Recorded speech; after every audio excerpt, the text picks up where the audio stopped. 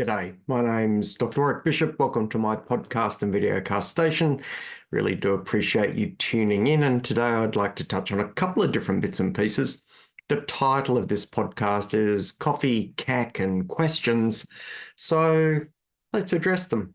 Let me start with the questions, and let me say first of all, I'm really grateful that a number of the listeners on a regular basis reach out and ask questions. It allows me to know where people's interest lies. So I'm always happy to try and give people the information they need. It also gives me some feedback and lets me know if I've not been able to explain something clearly. So please don't be shy about getting back, letting us know if you do have any queries or questions about particular podcasts. And I'm always interested to know if there are any particular topics people would like covered, because I'm basically hoping to be a resource for people to save you jumping on the net and getting potentially mixed messages or messages that may have an agenda behind them. So it is my pleasure and privilege to try and answer questions and provide information on topics. So,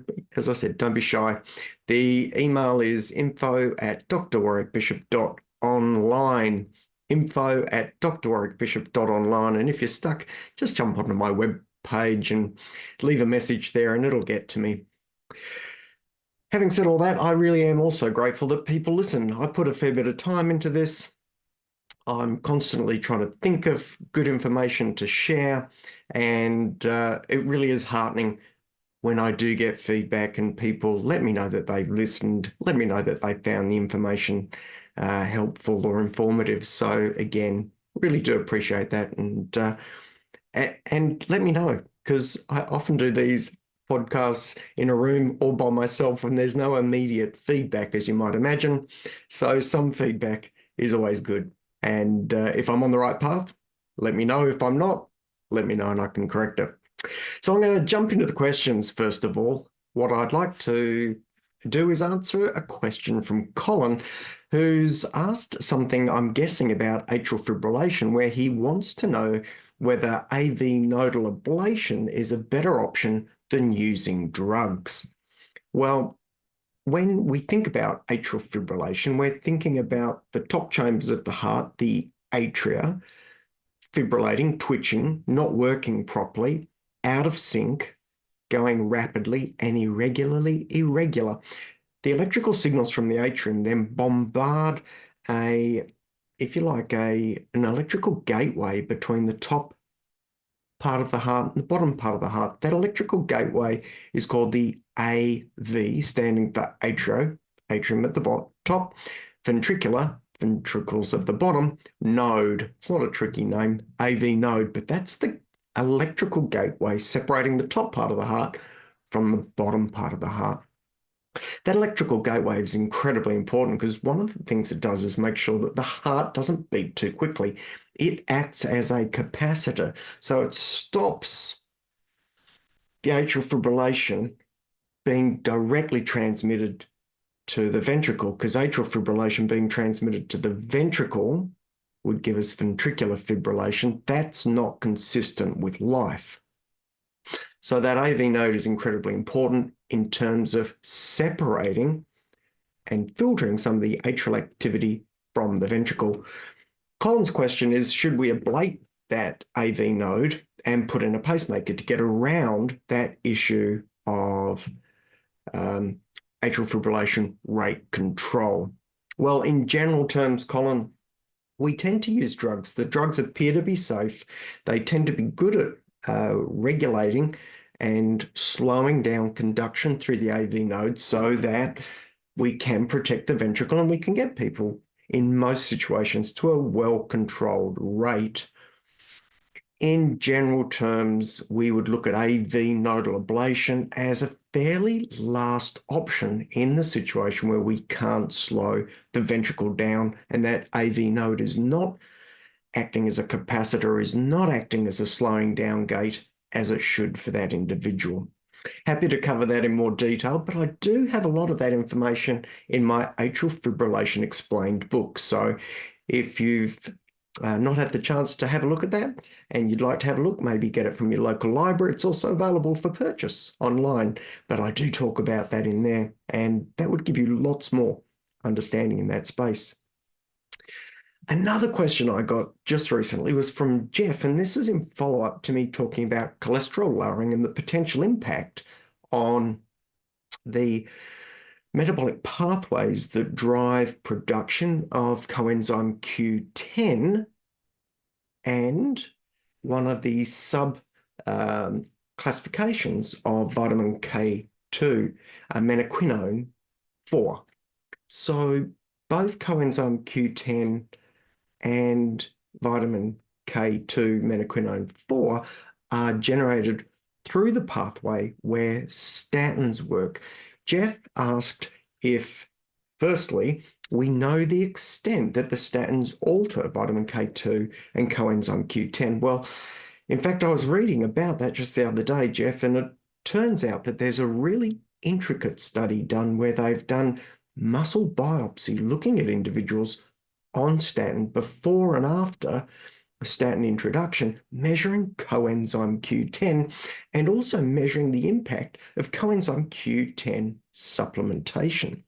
I'm actually going to put this in the next book on that I'm writing, which is going to be about cholesterol, and you might want to check that out when it comes, because I think this will be a really comprehensive book. I'm writing with Associate Professor Karam Costner, who's a good friend and an Australian expert and world-recognized expert. We really want to give people all the information they need about understanding where cholesterol fits. So this is an important bit, and I reckon it'll make it to the book.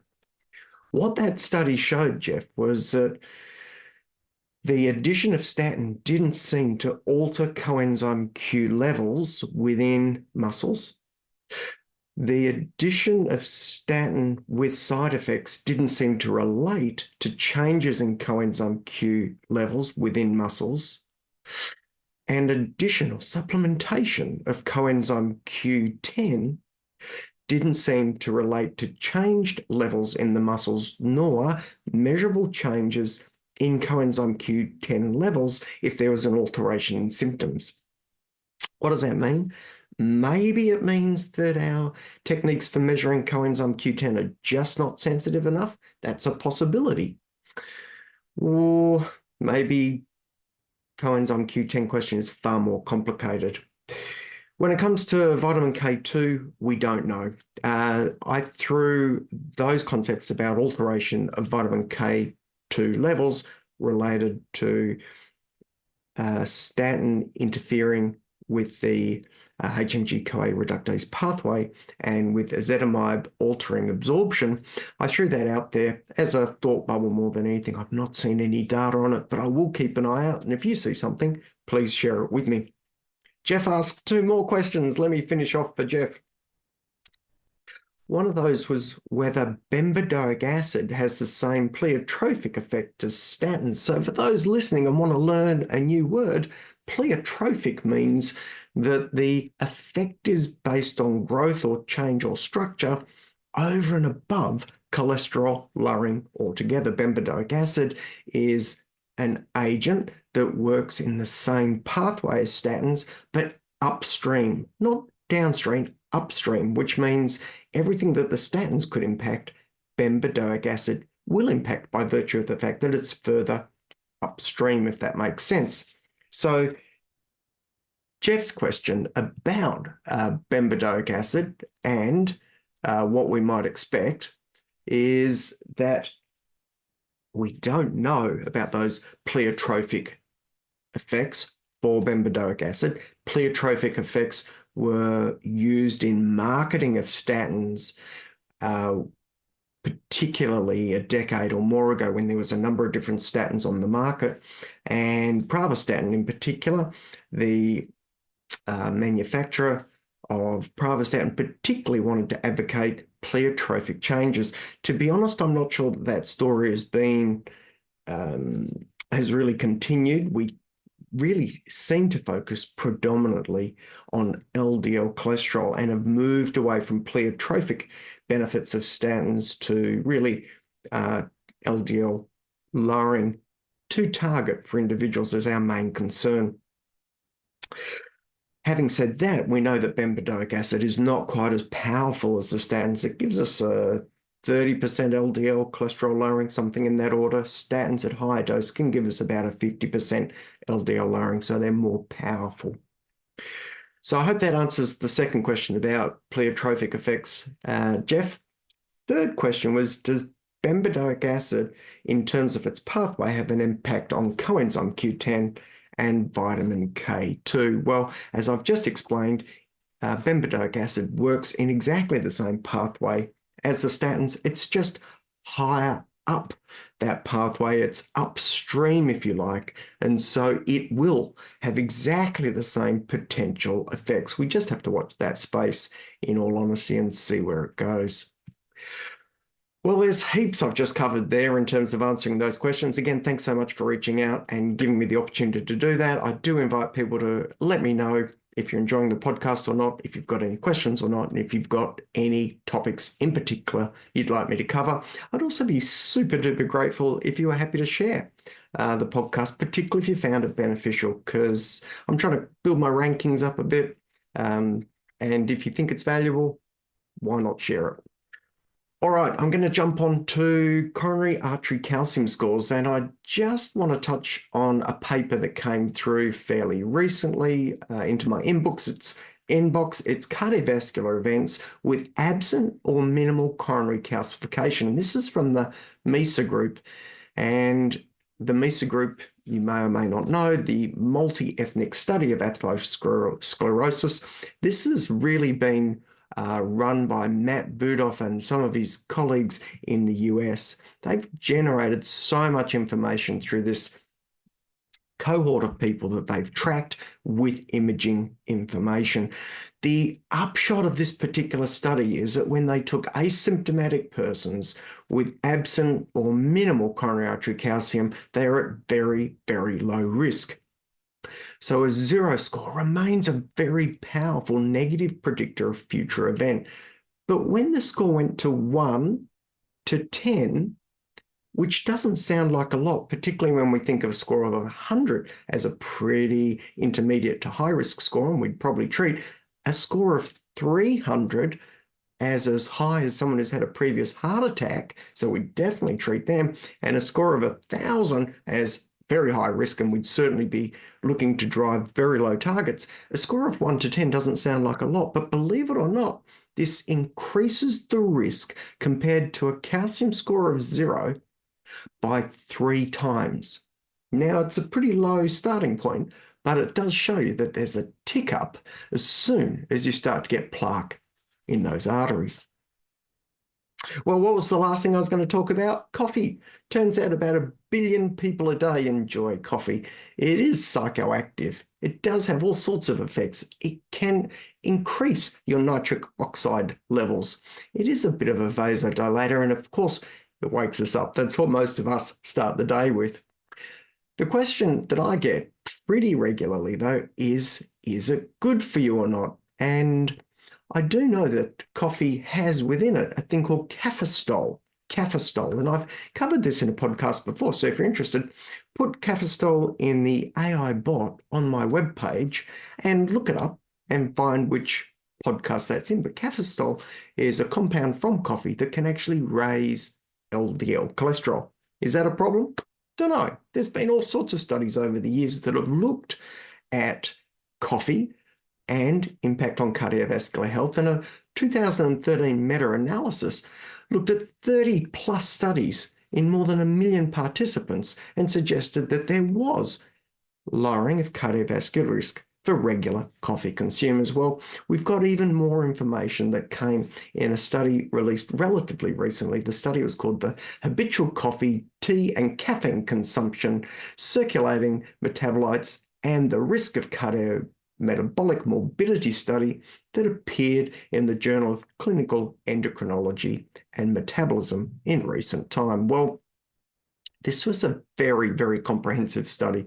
It looked at thousands of people, in fact, and combined data from US Biobank, very accurate diarising of coffee consumption, and even did lots of blood tests so that they really started to nail down where their benefit maybe lies, and really importantly, if there is a benefit, what might be driving it? Well, here's the interesting thing, and this is what some of the previous studies have shown as well. It looks like there's a little bit of a J curve when it comes to coffee consumption. A J curve meaning it starts with, 0 being what we'd expect for the non-coffee consumption participants.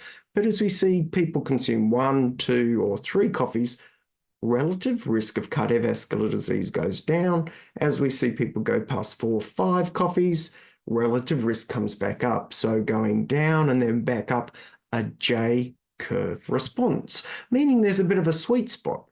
Not meaning that you should put sweetener in your coffee, but a sweet spot for coffee consumption. They really looked at hundreds of thousands of people. They identified that people who drank a bit more coffee tended to be a little bit older, were more likely to be male, often slightly more likely to engage in physical activity. Maybe the coffee stirred them up.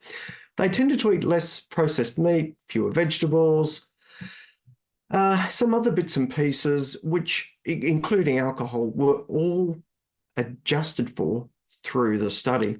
And it really appeared that that U-shaped curve, or that J curve, put a sweet spot at around 3 cups of coffee or tea a day, where the consumption of caffeine was about 250 milligrams. Remember, standard energy drink contains about 120 milligrams of caffeine. So this study, which looked very closely at potential benefit for caffeine, seemed to clearly demonstrate and support what other studies have shown, that there is a sweet spot of a number of coffees per day that probably does reduce risk of heart attack into the future. And this is shown pretty clearly.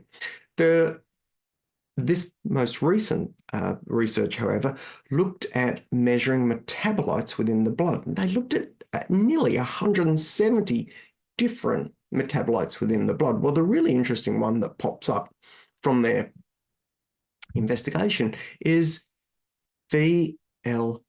Now, everyone who's listening to this podcast knows what LDL is. Low density lipoprotein. So what's VLDL? Well, V just stands for very. So VLDL is very low density lipoprotein. And it turns out that coffee has a significant, or caffeine, I should say, has a significant effect on lowering VLDL. And this VLDL, because it's linked to LDL and carries cholesterol around the body, has a link to cardiovascular disease. So caffeine lowering VLDL will translate by sheer exposure of that particle to reduce cardiovascular events. But that, amazingly, is not all. It turns out that as they looked at some of the other metabolites, they found that histidine, Histidine, which is an amino acid, which in low levels has been associated with increased cardiovascular risk, so an inverse relationship, seems to be raised by caffeine as well. So raising histidine levels, lowering cardiovascular risk. Well, a couple of nice reasons why we might enjoy a couple of cups of coffee a day to keep us well. I hope you found that interesting and informative. I've answered some questions. We've talked about CACs, we've covered caffeine, and I'm going to wish you the very best. Again, thanks so much for tuning in. Till next time, I hope you live as well as possible, for as long as possible. Take care, and bye for now.